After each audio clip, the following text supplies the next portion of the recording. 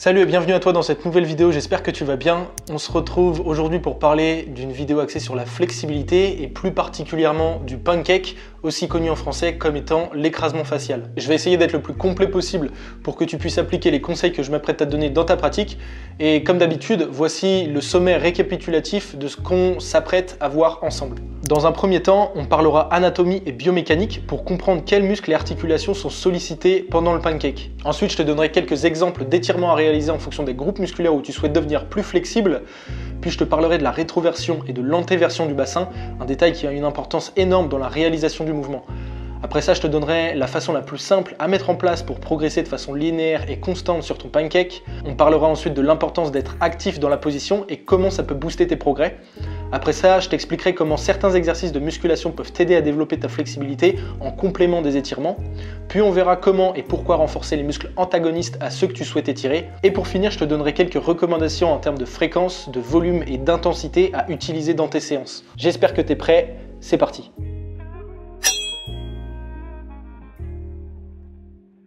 Pour comprendre la position qu'on souhaite améliorer et appliquer au mieux les étirements que je vais te proposer, c'est super important d'avoir certaines notions de biomécanique et d'anatomie avant de commencer, histoire de savoir pourquoi on fait les choses et comment on fait les choses. Voilà pourquoi à chaque fois que je te parle d'un mouvement, je te parle un peu d'anatomie et de biomécanique en début de vidéo, parce que à mes yeux, c'est super important pour mieux comprendre le reste. Le pancake, c'est donc un mouvement issu de la gymnastique qui consiste à s'asseoir au sol, à écarter les jambes, puis à rapprocher son buste le plus près possible du sol. Idéalement, le buste et les abdominaux sont en contact avec le sol. Malheureusement, comme tu peux le voir, j'en suis pas encore là, mais c'est quelque chose sur lequel je travaille. Ça veut dire qu'ici, il y a deux mouvements articulaires principaux.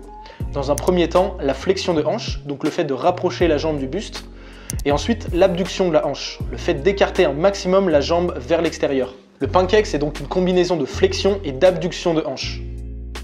Maintenant qu'on sait ça, c'est important de savoir quels sont les groupes musculaires qui sont étirés pendant le mouvement. Dans cette position, on étire de façon intense deux groupes musculaires. Les ischio-jambiers, donc le groupe musculaire qui se trouve sur la chaîne postérieure à l'arrière de la cuisse, c'est lui qui est responsable du degré de flexion de hanche auquel on est capable d'accéder. Et deuxièmement, les adducteurs, le groupe musculaire qui se trouve à l'intérieur de la cuisse, c'est lui qui est responsable du degré d'abduction de hanche auquel on est capable d'accéder. C'est donc sur les ischios et les adducteurs que les étirements vont être focalisés et c'est sur ces deux groupes musculaires où on cherchera à devenir plus souple. A noter qu'il existe deux façons différentes de réaliser le pancake. La flexion de hanche restera plus ou moins la même, par contre l'abduction de la hanche peut, elle, varier. Par exemple, ici je réalise le pancake en ayant les jambes écartées à environ 80 degrés, alors qu'ici je réalise le pancake en ayant les jambes écartées à environ 100 degrés ou plus si ma flexibilité le permet. Il est donc possible de choisir le degré d'abduction de hanche qu'on souhaite utiliser. Plus les jambes seront écartées, plus ce sera les adducteurs qu'on étirera, et au contraire, plus elles seront resserrées, plus ce sera les ischio-jambiers qui seront sollicités. À savoir que les deux versions sont correctes. Au bout du compte, c'est simplement une histoire de préférence et de ressenti. Si tu sens que tu es capable de descendre plus bas en ayant les jambes plutôt resserrées, utilise cette variation. Et au contraire, si tu sens que tu es capable de descendre plus bas en ayant les jambes plutôt écartées, utilise cette variation, il n'y a aucun problème non plus. Finalement, ça va dépendre de ta flexibilité actuelle. Si tes adducteurs sont déjà flexibles, alors tu seras probablement plus à l'aise avec une plus grande abduction de la hanche, et si tes ischio-jambiers sont plus flexibles, alors tu seras probablement plus à l'aise avec un écartement moins large.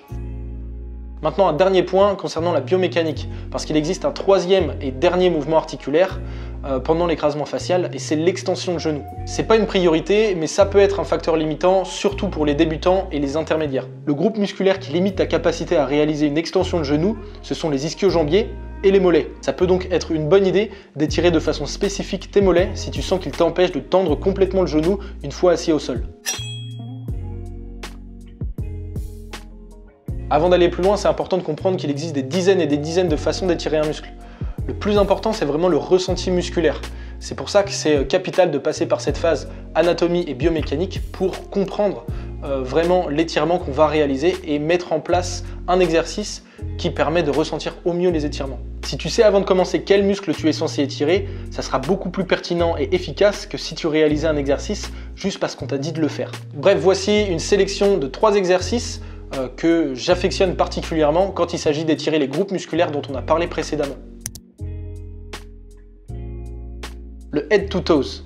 L'objectif ici, c'est de surélever légèrement la jambe qu'on cherche à étirer en la gardant tendue au maximum, puis essayer de rapprocher autant que possible le buste de la jambe. L'idée étant de se visualiser en train de toucher les orteils avec sa tête. d'où le nom Head to Toes. Pense bien à garder les hanches droites et essaie au maximum de conserver l'alignement entre tes deux hanches sans pivoter de façon trop importante d'un côté ou de l'autre. Plusieurs techniques de flexibilité active peuvent être employées ici, comme la méthode balistique ou encore la méthode contracter-relâcher. Si tu sais pas de quoi je parle, je te conseille d'aller voir une vidéo que j'ai fait il y a peu de temps sur les méthodes à utiliser pendant ces étirements de façon à améliorer ses progrès en flexibilité. Je te mettrai la vidéo dans un coin. Quoi de mieux que le grand écart facial pour étirer les adducteurs? Ici, les pointes de pied sont dirigées vers l'avant, les jambes sont complètement tendues et tu peux ou non t'assister d'un objet ou poser les mains au sol pour conserver plus facilement l'équilibre. Encore une fois, c'est possible de mettre en place différentes méthodes de flexibilité active ou bien simplement de se relaxer dans la position sans contraction musculaire. Pour étirer les mollets, rien de plus efficace que cet exercice qui consiste simplement à positionner son talon dans le vide et placer la totalité de son poids de corps sur une seule jambe. Encore une fois, la jambe doit rester tendue et les bras sont ici uniquement pour se stabiliser. Tu peux rester dans l'étirement de façon passive ou alors réaliser des rebonds ou encore des contractions PNF comme pour les exercices précédents. De façon à s'assurer d'avoir une position correcte pendant ton pancake, ça va être capital que tu appliques la chose dont je m'apprête à te parler. La rétroversion et l'antéversion du bassin. Ce sont les deux positions du bassin qui sont réalisables. La rétroversion consiste à diminuer les cambrures lombaires et rentrer les fesses, alors que l'antéversion, c'est l'inverse. Elle consiste à ressortir les fesses et accentuer les cambrures lombaires. Pendant l'écrasement facial, tu dois essayer de conserver l'antéversion du bassin au maximum pendant tes étirements. C'est ce qui te permettra de garder le bas et le milieu du dos bien droit, et en plus d'être esthétique, c'est une position qui requiert davantage de flexibilité au niveau des ischios et des adducteurs. Ce sont ces deux groupes musculaires qui positionneront ton bassin en rétroversion si tu manques de flexibilité. Lorsque tu atteins ton amplitude maximale en étant en antéversion, donc avec le dos bien plat, si tu vas plus loin, alors tu changeras la position de ton bassin pour passer de l'antéversion à la rétroversion. Et c'est à ce moment-là que ta colonne vertébrale va s'arrondir. C'est une façon de compenser son manque de flexibilité pour être capable de descendre plus bas sur la position. C'est donc super important d'être capable de positionner son bassin de la bonne manière. Sinon, les étirements seraient transférés sur d'autres groupes musculaires, notamment les lombaires. Je ne suis pas en train de dire qu'il faut toujours être en antéversion pendant le pancake, mais c'est important d'intégrer cette position et puis d'essayer de l'appliquer au maximum pendant tes étirements, notamment pendant les étirements qui sont actifs. Comment savoir si tu es dans la bonne position? C'est très simple. Si ton bassin est en rétroversion, alors tu seras assis directement sur les fessiers. Si ton bassin est en antéversion, alors tu dois être assis sur le haut de tes ischio-jambiers. De façon à intégrer parfaitement la position, voilà un exercice que tu peux mettre en place. Assis-toi sur une chaise ou sur un banc, écarte légèrement les jambes puis pose les mains directement devant toi. Tu vas passer de la rétroversion à l'antéversion plusieurs fois de façon à t'assurer d'avoir compris le positionnement idéal. On commence par la rétroversion. Tu es donc assis sur les fessiers et la colonne vertébrale est en flexion. Une fois dans cette position, cambre un maximum le bas du dos et passe de la flexion à l'extension lombaire en essayant de t'asseoir sur le haut de tes ischios. Répète plusieurs fois le mouvement jusqu'à être certain de l'avoir parfaitement intégré. Maintenant, comment faire pour progresser de manière linéaire sur son pancake si on n'est pas encore capable de conserver l'antéversion une fois qu'on est assis sur le sol? Comme pour tous les exercices au poids de corps, ça demande d'être un petit peu créatif et d'avoir certaines connaissances en anatomie. La manière la plus facile de progresser, c'est simplement d'utiliser une élévation qui correspond à ta flexibilité actuelle, puis de progressivement réduire cette élévation jusqu'à être capable de conserver l'antéversion une fois assis au sol. L'élévation te permettra simplement de réduire la demande en flexibilité au niveau des fléchisseurs de hanches, à savoir les ischio-jambiers. Si tu es complètement débutant, alors tu peux parfaitement commencer à réaliser différents exercices en étant debout, que ce soit des étirements passifs, actifs, dynamiques ou bien statiques. Peu importe, à partir du moment où tu es capable de conserver cette antéversion sur la totalité de l'amplitude. Une fois à l'aise avec cette variation, alors tu seras certainement capable de réaliser les mêmes exercices en t'asseyant sur un banc, puis après quelques temps tu pourras probablement réduire cette élévation et passer à une élévation moins haute, etc. etc. Ne brûle pas les étapes ici et assure-toi d'être véritablement capable de conserver l'antéversion pendant la totalité des exercices. Si tu commences à perdre l'antéversion, c'est probablement que tu utilises une variation qui ne correspond pas à ton niveau actuel de flexibilité. Pour ce qui est des progressions, c'est aussi simple que ça.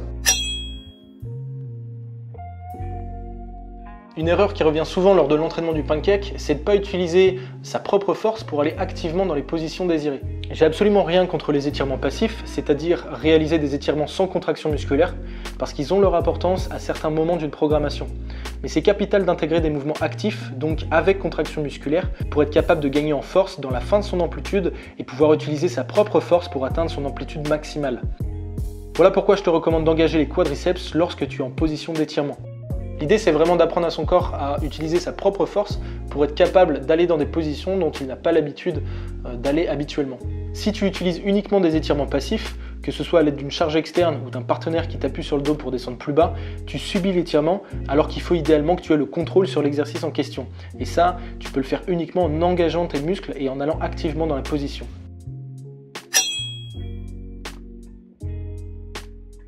En complément des étirements, tu peux parfaitement utiliser des exercices de musculation de façon à t'aider à progresser davantage en flexibilité. Par exemple, le back squat est un excellent moyen de travailler sur ta flexibilité de hanche et de cheville.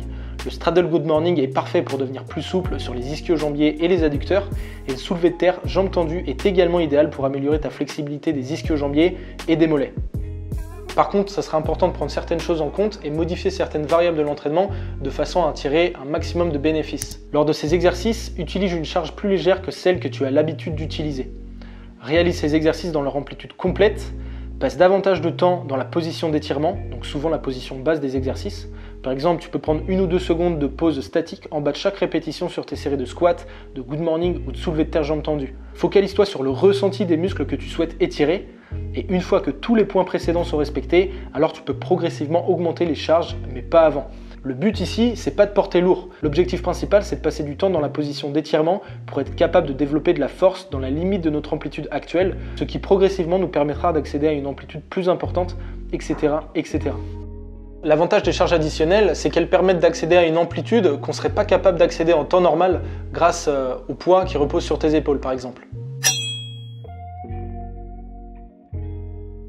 Voilà l'un des derniers points que je souhaitais aborder avec toi dans cette vidéo, et c'est le renforcement des muscles antagonistes.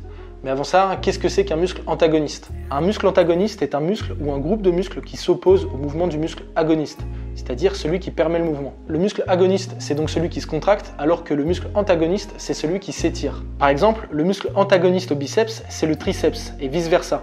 Le muscle antagoniste au triceps, c'est le biceps. Car quand le biceps se contracte, donc se raccourcit, le triceps s'étire, donc s'allonge. Et inversement, quand le triceps s'étire, le biceps se raccourcit. Donc si on cherche à renforcer les muscles antagonistes aux ischio-jambiers, qui sont des extenseurs de hanche, on devra travailler sur les fléchisseurs de hanche, principalement le quadriceps. Et si on veut renforcer les muscles antagonistes aux adducteurs, on devra cibler les abducteurs, donc les fessiers.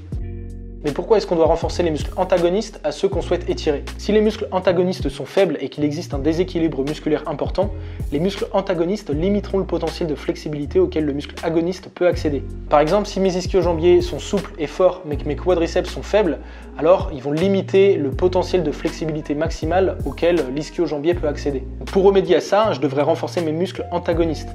Évidemment, la même chose s'applique pour tous les groupes musculaires agonistes et antagonistes. L'exercice que je te conseille pour renforcer les fléchisseurs de hanche, c'est donc la compression.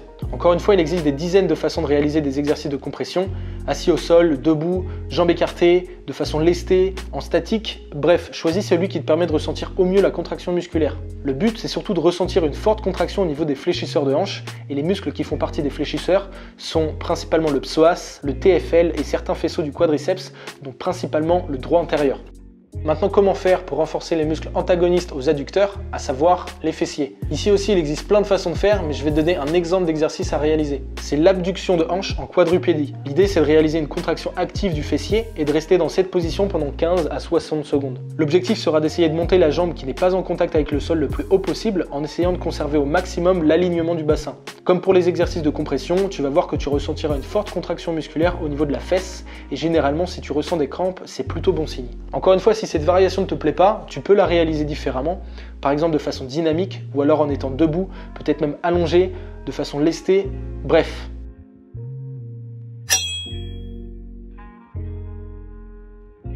On termine par le plus intéressant, la fréquence, le volume et l'intensité à laquelle tu dois t'entraîner de façon à avoir des résultats. Pour ce qui est de la fréquence, je te conseille un minimum de 2 fois par semaine jusqu'à 4 séances maximum.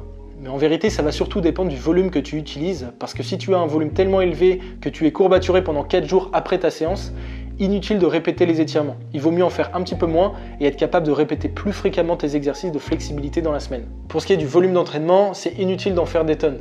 Il te suffit de réaliser le nombre de séries qui te permet d'atteindre le seuil maximal de flexibilité. Si au bout de ta 4e série de pancakes, tu sens que tu vas pas pouvoir descendre plus bas par la suite et que tu as déjà atteint ton amplitude max pour cette séance, inutile d'en faire davantage. arrête-toi là, prends suffisamment de repos pour que tes muscles soient entièrement reposés lors de ta prochaine séance. Et pour finir, l'intensité. Donc exactement de la même manière que si tu souhaitais gagner en force, il va falloir que tes étirements actifs soient relativement intenses. Lorsque tu utilises des méthodes d'étirement où tu engages les groupes musculaires et que tu vas activement dans les positions, les contractions musculaires doivent être aussi intenses que possible. Par exemple, lors d'étirements PNF, où le but est de contracter les muscles puis de relâcher le muscle et se détendre, tu dois faire en sorte que la contraction musculaire soit aussi puissante que possible pendant un minimum de 5 jusqu'à un maximum de 15 secondes, réaliser 2 à 5 contractions musculaires. Voilà pour ce qui est de la recommandation assez généraliste que je peux faire concernant la fréquence, l'intensité et le volume. Une dernière chose, la surcharge progressive, donc le fait de manipuler différentes variables de l'entraînement et essayer de faire à chaque fois et à chaque séance un petit peu mieux que la dernière fois, ça s'applique aussi à la flexibilité. Donc te contente pas de réaliser 3 séries de contractions PNF pendant la totalité de ton cycle d'entraînement, tu dois impérativement appliquer une surcharge, que ce soit en augmentant le nombre de séries, en augmentant le nombre de contractions réalisées, en augmentant le temps passé sous tension, etc. Et c'est toujours de faire un petit peu mieux que la dernière fois. C'est valable pour l'entraînement de force, mais aussi pour la flexibilité. Voilà, on arrive à la fin de cette vidéo, j'espère qu'elle t'a plu, que tu as appris des choses et que ça te permettra de te rapprocher de cet objectif-là. Si tu souhaites être au courant de mes dernières actualités et recevoir davantage de contenu sur l'entraînement de façon générale, n'hésite pas à t'inscrire aux emails privés, c'est gratuit, ça prend 2 secondes et tu peux te désinscrire quand tu veux si jamais ça t'intéresse plus. Voilà, merci à toi en tout cas d'avoir regardé la vidéo jusqu'au bout, je te dis à très bientôt pour une prochaine. Ciao!